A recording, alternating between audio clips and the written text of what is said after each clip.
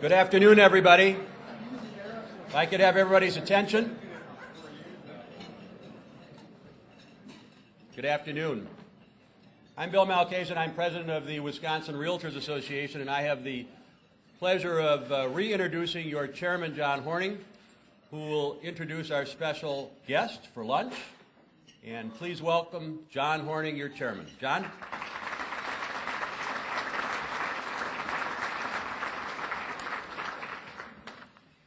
Good afternoon. I have the distinct pleasure of introducing our lunch speaker today, a person who needs little introduction, so I'll keep it short and to the point. We're honored to have with us this afternoon Governor-elect Scott Walker.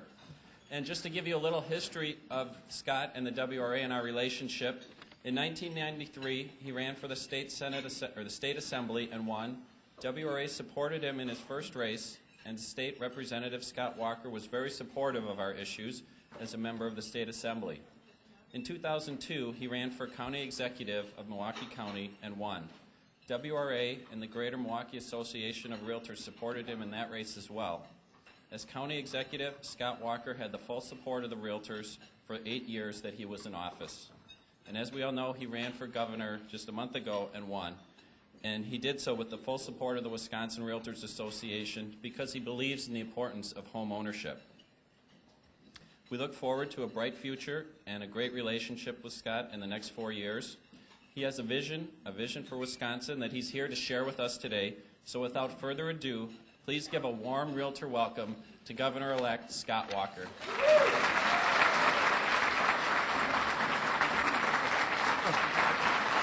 Thanks. Thank you. Thank you. Thanks.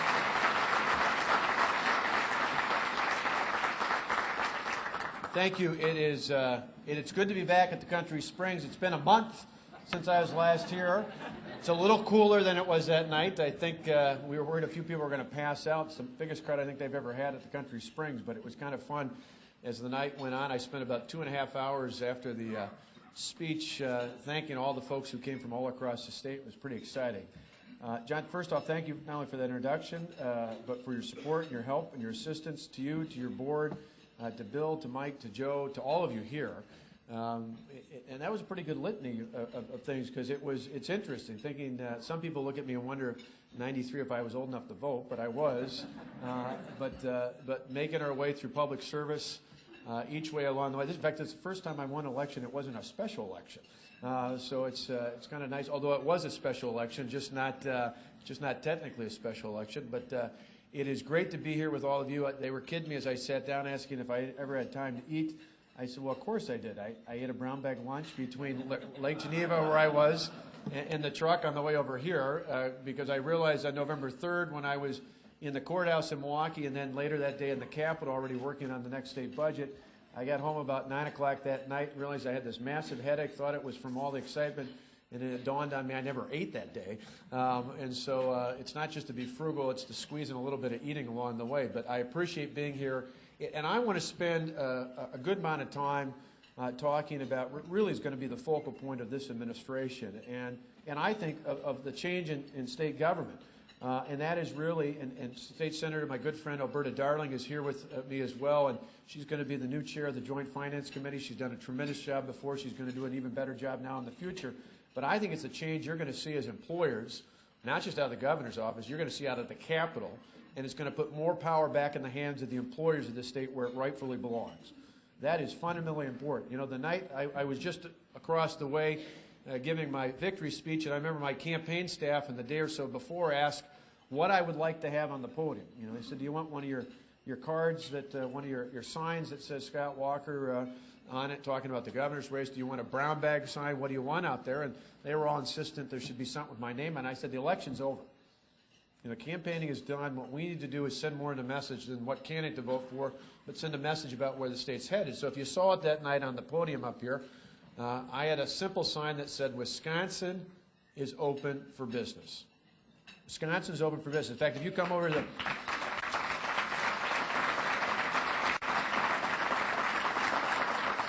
If you come to our transition office over just across the way from the Capitol, which I'll be at just a little bit, you'll see that there's a sign similar to that on the front door. Now, that's a symbolic difference. that was telling not just the state but the world that there's a change here. But come January 3rd, we're going to go from just symbolism, a symbolic change, to what that means for business, to a process of systematically showing there is a substantive change in the state of Wisconsin. A substantive change that's going to make it easier for you to sell homes and create jobs here in the state of Wisconsin. Now, it's interesting, about almost a year and a half ago, many of you were with me over in Madison at the Monona Terrace for Business Day. WRA, as usual, was playing an active role in that. And I charted out a course for how I thought the employers in this state under our administration could create 250,000 new jobs. It's 250,000 jobs by 2015. It's real simple. We laid out about 6 different categories, everything from reducing the tax burden. Certainly you all know, in terms of selling homes, one of the greatest challenges for home sales as well as home ownership is making sure we hold down property taxes. That's certainly a part of our litany, and we're going to be talking more about that throughout the budget process. Not only holding down the tax burden, but easing the regulatory burden, making it easier to maneuver your way through state and local government so there's less of a hassle and more of an opportunity to sell homes and to create jobs and to operate as small business owners across the state. Certainly we've talked about what we can do to ease the litigation burden, to cut back on the frivolous lawsuits in this state. All those things are things about getting government out of the way to make it easier to do business in Wisconsin, and those are going to be priorities under our administration. We also talked about things like continuing to improve our workforce. And one of the best ways to do that is to make sure we've got a great education system in this state. And that's ensuring that K through 12, which is so important. Again, I know when it comes to home ownership, you want to have great schools. When I talked about grading schools and grading teachers, I remember when I first talked about that with Governor Jeb Bush came last summer to campaign with us, and I remember a number of folks who were talking to me from the media that day. One of them was somebody who years ago used to live in Florida, and he said, oh yeah, I remember that. When Jeb Bush did that in Florida, we actually bought our house based upon the grade of the school in that neighborhood. He said empowering families and homeowners to know about the schools in the area and empowering them to ask more of their schools if they're not living up to that standard. Same thing goes for those teachers and other school officials to make sure that we're paying for performance, that we say there should be a base, but empowering local school districts to ensure that when they go out and make decisions about what kind of level of excellence they want out of their teachers, out of their workforce, they're able to pay for performance. Everywhere else in life, you get paid for performance. You obviously all don't make money unless you're selling homes. That's true in just about every other aspect outside of government. We should be empowering local school districts to pay for performance, and that will help us achieve higher levels of excellence. We talked about health care, and I'm going to touch on that in just a minute, but making sure that we address the cost of health care. Not just access and quality, but the cost of health care in this state, not through more government-driven mandates, but by getting government out of the way and allowing market-driven solutions to guide us as we help all of you as employers to provide better health care for yourselves, for your families, for your employees. And then finally, we talked about investments in our infrastructure. That means cost-effective and reliable sources of power. It means clean water in all parts, but particularly here in southeastern Wisconsin. That means telecommunications access in every part of the state of Wisconsin, particularly in our rural areas, so everyone can participate as a part of the global economy. And it means investment in our transportation infrastructure, ensuring that we've got good roads and bridges, making sure we've got ports and airports and other access points that allow us to be great advocates for commerce here in the state of Wisconsin. Now, those things collectively were part of our plan to create 250,000 new jobs by 2015. Now, to kickstart that plan, and one of the great joys I had on the night of the election wasn't just our election victory, it was the fact that people like Alberta and others are going to be joining me in terms of the majority. Because it's great to talk about things. I talked to my good friend a couple weeks ago, Chris Christie, who was kidding me about how envious he was. Because the fact he talks about, he's obviously pretty bold about it, but he doesn't have the legislative power to get all the things done he wants to get done. We have a legislature that's going to partner with our administration to get things done for the people of this state. And one of the best ways to do that is starting out right away. On January 3rd, after I take the oath of office, I'm going to walk back to the governor's office. I'm going to sign the order to declare an economic emergency in the state of Wisconsin, and I'm going to call the legislature into a special session solely focused on jobs and getting the economy going in Wisconsin.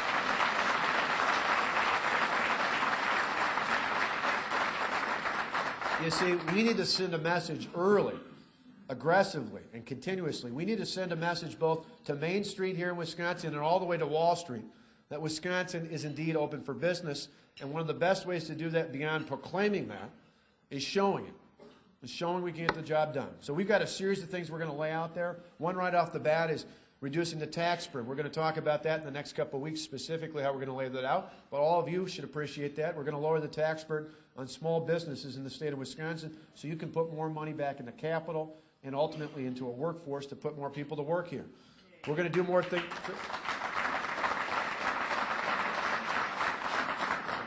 We're going to do more things to help ease the regulatory burden in the state. In fact, we've already reached out through your leadership and through other similar organizations that represent particularly small business interests in the state to talk about lining up all the regulatory burdens, all the barriers there are to economic development in the state and saying we're going to make it easier. We're going to peel those back. We're going to peel those back. We're going to try and make it as cost effective as possible to comply with the regulations that we have in the state. And certainly there should be those there that are there for public safety and public health reasons. But they should be science-based and they should be predictable and they shouldn't be any further than that. I think in state and local government we have far too many regulations that stand in the way of opportunity in this state. We're going to peel those back and put the focus back on creating jobs and opportunity, not on creating more work in the government bureaucracies. So we're going to tackle that challenge as well. On top of that, we're going to be as aggressive as possible, looking at really 8 years of things that the legislature's tried to pass and other states have pushed in terms of tort reform and cutting through the red tape when it comes to litigation costs in the state. We're going to aggressively put that in a package of some of the most aggressive tort reform in the country to say you're not going to have frivolous lawsuits stand in the way of doing business in this state.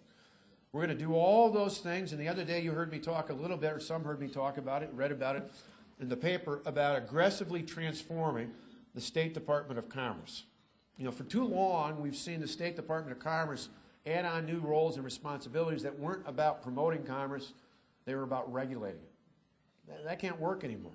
So we've taken the work of groups like the Be Bold Plan out of competitive Wisconsin and the Counties Association, all the other groups that have been a part of that, and we appreciate that along with the summit that WRA has played such an active role in terms of the Wisconsin Way and the Economic Summit I talked about on Monday with that.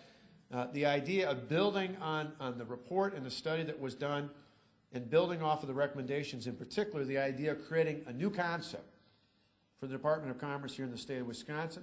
It's taking that plan, merging it with some of the concepts I've learned from my friend Mitch Daniels in Indiana and others across this country about transforming the Department of Commerce into something that's really more like a public-private partnership of bringing commerce together but streamlining, taking away all those things that are about regulating business in this state, either getting rid of them or the few that should be there, putting them out in other state agencies, and having it one clear focal point for promoting commerce in the state of Wisconsin that's not just a state agency, but is a public-private partnership to move commerce forward in the state of Wisconsin. We've got to do that. We've got to be nimble. We've got to be effective. We've got to react to market trends immediately and not go 6 months or a year or two down the way. We've got to act on it now. First and foremost, to help existing employers in the state of Wisconsin, and then subsequently along the way to attract other employers in from places outside our state's borders. We want to be aggressive in that. We've got to have a mechanism to do that, and that's something we're looking to do through this sort of a transformation from where the Department of Commerce is today. We're also looking along with that to say, not only in terms of who heads that entity, but frankly, as I'm going through, and I'm probably spending a little bit more time than maybe some governors have in the past, but I want to make sure that every cabinet position we have, not just commerce, every cabinet position we have, probably most importantly these days the DNR, but also state agencies as well, from reg and licensing to transportation to you name it.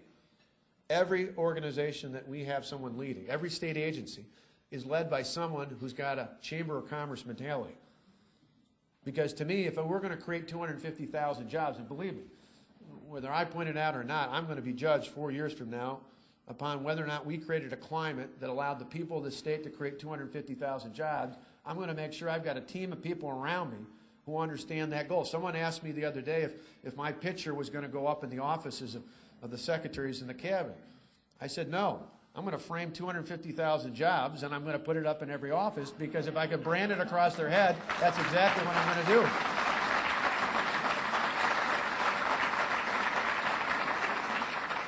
You see, that's what we've got to get done. And so today, one of the things I wanted to share with you, because realtors, as much as anybody out there, have been advocating this for years, and it was appropriate that Alberta could join me, because Alberta, along with State Senator Luther Olson. In the Assembly, State Representative Dean Coffert and State Representative Bob Ziegebauer from Manitowoc for years have been trying to advocate for something really quite simple but profound, and that is to repeal the state tax and health savings accounts.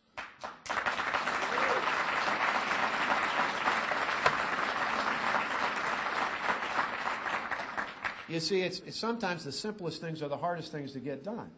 But it's at a point now where we're literally one of the few states left that still taxes health savings accounts. Now, they're not the panacea. They're not going to solve every bit of the healthcare crisis out there. But I think they're a key part of the solution. And to me, if we're going to change the business climate in the state, one of the minimums should be at least getting ourselves up to the standard that other states have. Now, I want to go much further than that in other categories. Don't get me wrong. I'm not looking for just being the same as other states. But when it comes to health savings accounts, at a minimum, we must repeal the state tax and HSAs. And in our special session coming up that we're going to call on January 3rd and hopefully have within the first month to 45 days, the majority, if not all of it, completed, passing HSA should be a no-brainer. We've done it several times in the past. Unfortunately, it was vetoed. We've had an active movement. Many of you have come up and lobbied the legislature and the governor on that before.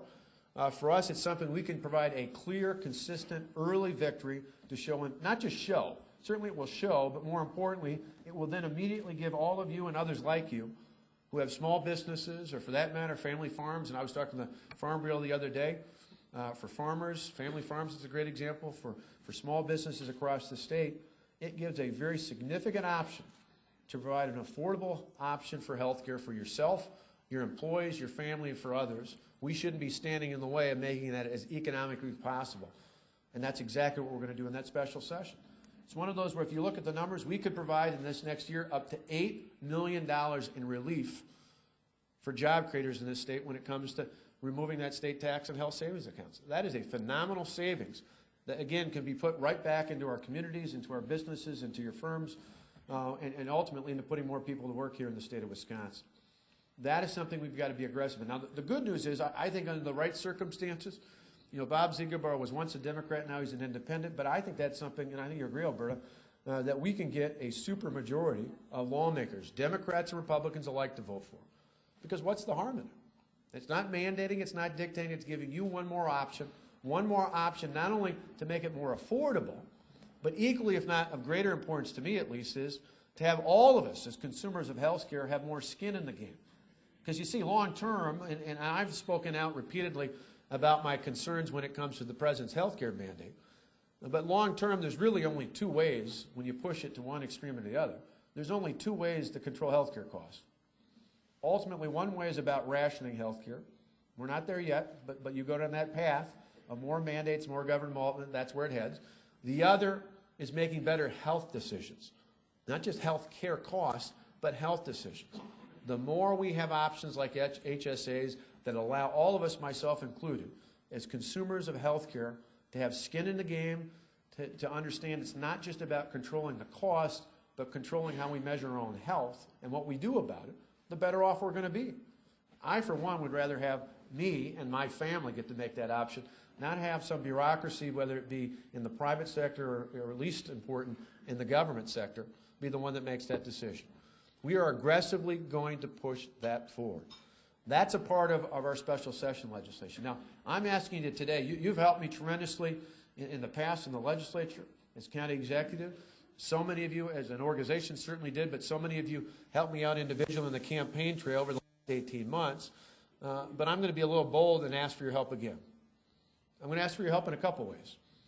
First off, when the special session comes up, no matter what district you're in, whether you got a Republican or Democrat in the state Senate and the state Assembly, I'm asking you to speak out as you learn more about the special session, the package included, to call up your state representative, call up your state senator and tell them, we'd like you to sign on, we'd like you to pass this particular piece of pro-job agenda that we're pushing forward. We're going to need help doing that. And I think it sends a powerful message if we go beyond just the new legislative majorities, if we have super majorities of Republicans and Democrats coming together and saying, yeah, we can pass this because we want to send a clear message to the employers of the state as well as the people looking in from outside of our borders that Wisconsin is indeed open for business.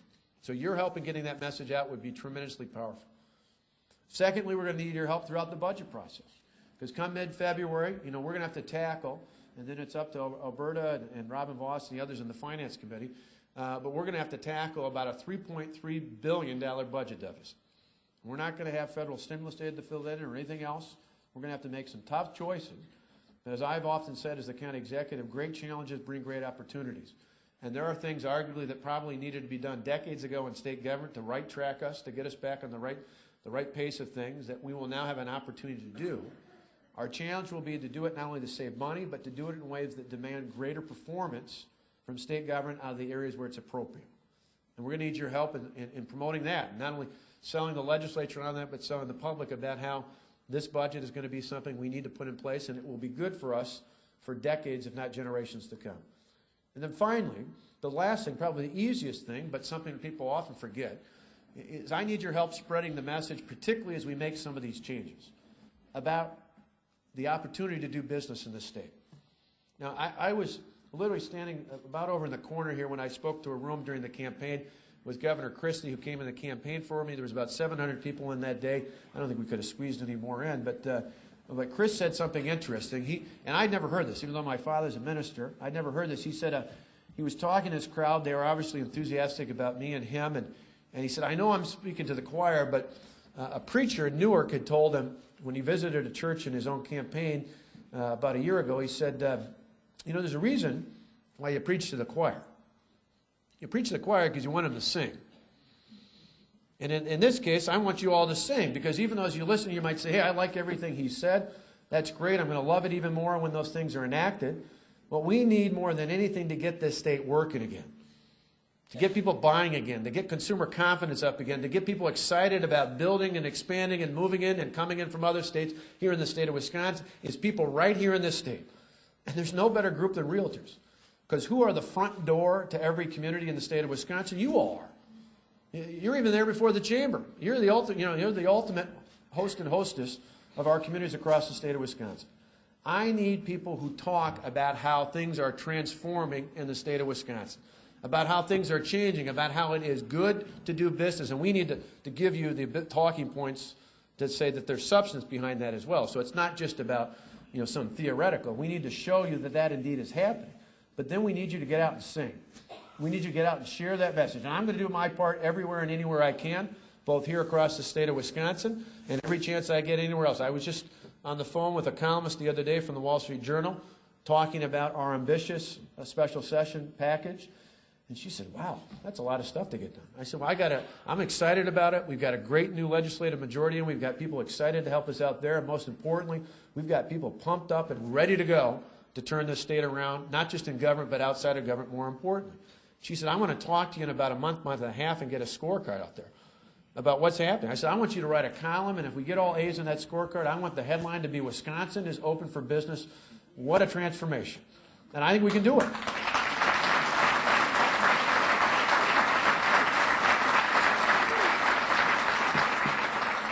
Let me just end with telling you this. I know we can do it, not just because I'm passionate and excited about the future, because we've done it before. I'm proud to be from Wauwatosa in Milwaukee County, be the county executive now for the next couple of weeks. But I grew up down in Duluth. In fact, I grew up where I was coming from a little bit earlier, down in Walworth County. And back about 25 years ago, this state, when I was growing up down there, faced almost identical circumstances to what we face today. Think about it. 1985, we lost 178,000 jobs at the time. We were coming out of a huge national recession. We had a major budget hole in state government. Their answer back then to solve that budget crisis was to raise taxes and fees. And in return, many of the people I lived near, both as employers and residents, decided to opt to go south into Illinois. In fact, it got so bad at one point, the governor of Illinois, Jim Thompson, I think one of the few governors these days who's not been indicted in Illinois, but Jim Thompson put up billboards. Remember what the billboard said? When the last business leaves Wisconsin, please turn off the lights. It was that bad.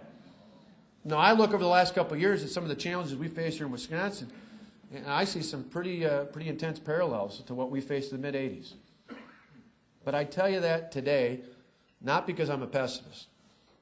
No, quite the contrary, I'm an optimist. I tell you that story because we all know not only what happened in '85, but what happened the next year. In November of 1986, a friend of ours from Elroy, by the name of Tommy Thompson came along and not only got himself elected, but in his first term as our governor, the policies he put in place that created a better business climate in the state helped the people, not the government, the people of Wisconsin create 258,000 new jobs. I know we can do it because we did it a generation ago, and more importantly, because my two sons, Matt and Alex, are about the same age I was when Tommy first got elected.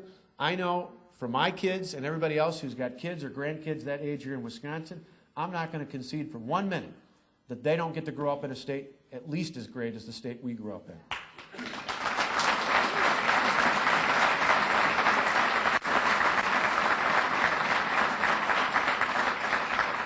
I know we can do it. With your help, we're going to get it done. And a year from now, I'd love to come back, or maybe even sooner, and start talking about why you're helping us to sing the message about Wisconsin being open for business. Thank you so much.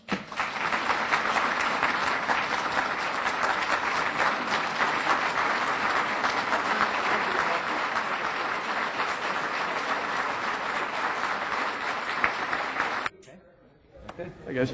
Thank you. Well, I'll start up. I know you've got more questions than just HSAs. So I'll start out with that, but then talk about the training and some other things. Certainly, we're here talking to small business owners about how we can make it more affordable to do business in the state of Wisconsin. I'm going to touch on making it more affordable when it comes to health care, but part of that means making sure that we have sustainable long-term jobs in the private sector based on empowering small business owners in particular, not through more government aid, but through putting more money back in their own hands to create more jobs in the state.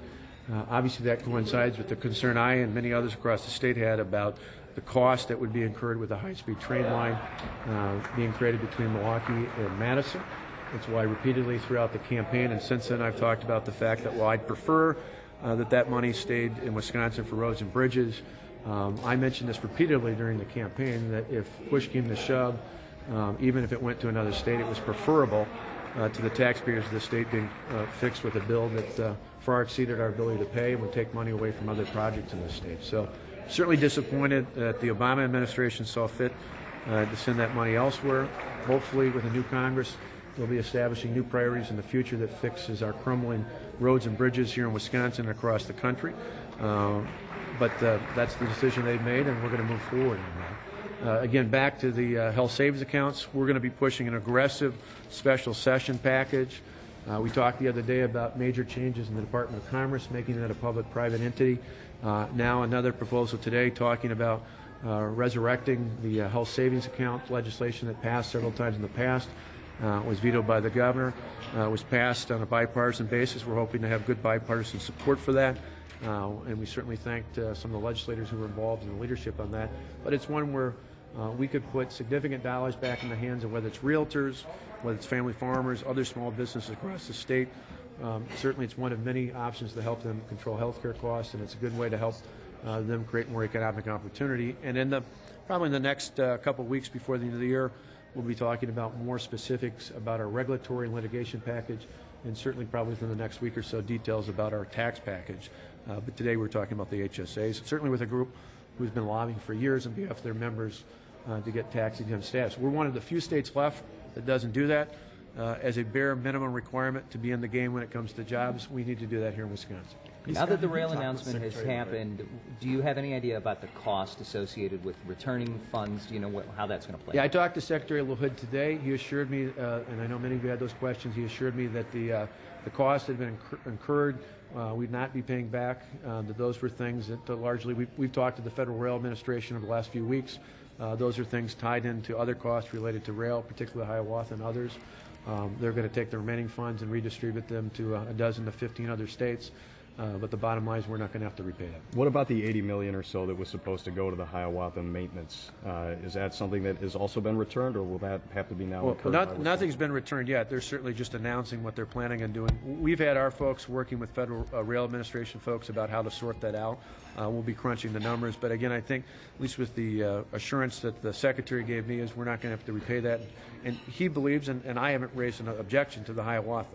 To me, the work that was done on that wasn't the problem. It was establishing a new line between Milwaukee and Madison, which I thought brought a new cost that we could ill afford at a time when we're going to be crunched in our transportation budget. How concerned are you about the jobs associated with this? Well, again, to me, the jobs I want are jobs that are sustainable. That's why I'm talking here and to other groups representing small businesses, because I don't just want jobs that are created short term based upon a government subsidy. I want jobs that are long term and sustainable.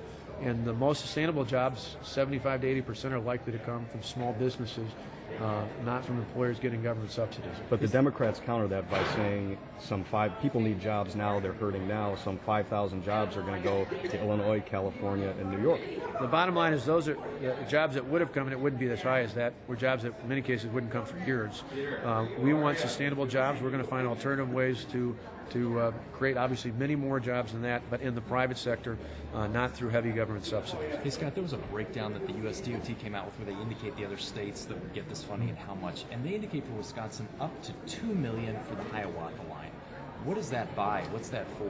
Again, I just talked to the secretary about an hour ago. We didn't go through the specifics.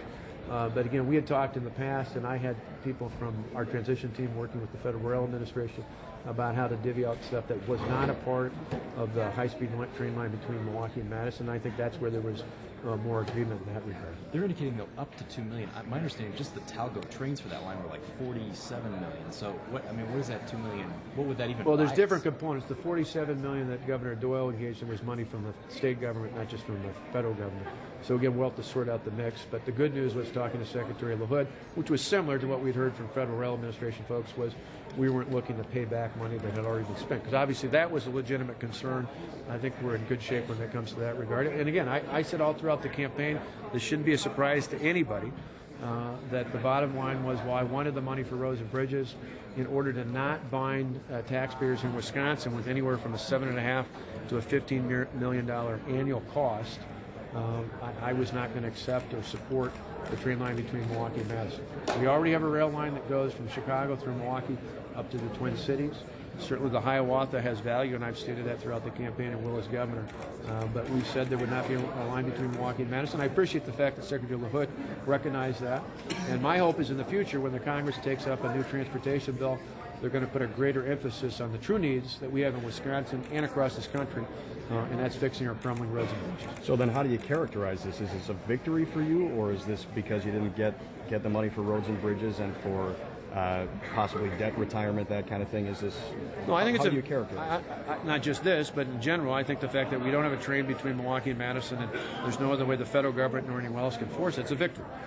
I said that. I was clear about that. I was clear about the option. While I wanted the money on roads and bridges, I was clear throughout the campaign repeatedly that if push came to shove, even if it meant it wasn't on roads and bridges, I was not going to go forward with a train line between Milwaukee and Madison. And so I think that's a victory. And I think once and for all with this announcement, we can get back to the real work here in the state, which is talking about our jobs package and talking about the next state budget. A lot of talk about unions in the last this week. Could you talk a little bit about your priority to make Wisconsin a right-to-work state? Well, my focus, as I mentioned to you the other day at the press club, has really been honed in on the fact that we need to get public sector wages and benefits under control. To that extent, that's where I'm focusing. And in terms of other matters, to me, if it doesn't tie into the budget and it doesn't tie into our jobs plan, we're really not going to be focused on other options out there. What about the HSA tax repeal? Isn't that more lost revenue for the state? No, well, in our case, it's up to $8 million more that'll go back in the hands of small business owners. To me, I don't think we can afford not to. Literally, you've got all but 4 states have this option right now. If we don't have it, it's one more deterrent to doing business in this state. To me, the anywhere from $4 to $8 million that would go back to employers in this is a small price to pay for the revenue we get in from more job creation. So that's what you're betting, is it will create jobs and you'll make up the lost revenue? Absolutely. I think for us, we have a minimal set of things that we have to do to make it competitive again here in the state of Wisconsin.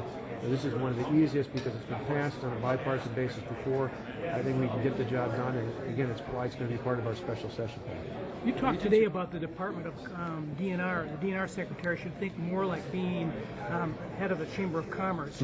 I know environmentalists are going to just really react to that, thinking that the DNR is really, like it or not, still an environmental regulatory agency.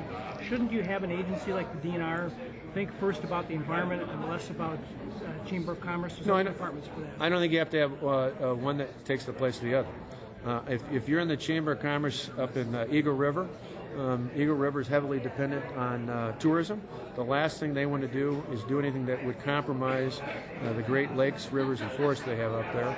But they also want to do things that make it easy to do business in that community. To me, that's a prime example of what I expect out of the next DNR secretary.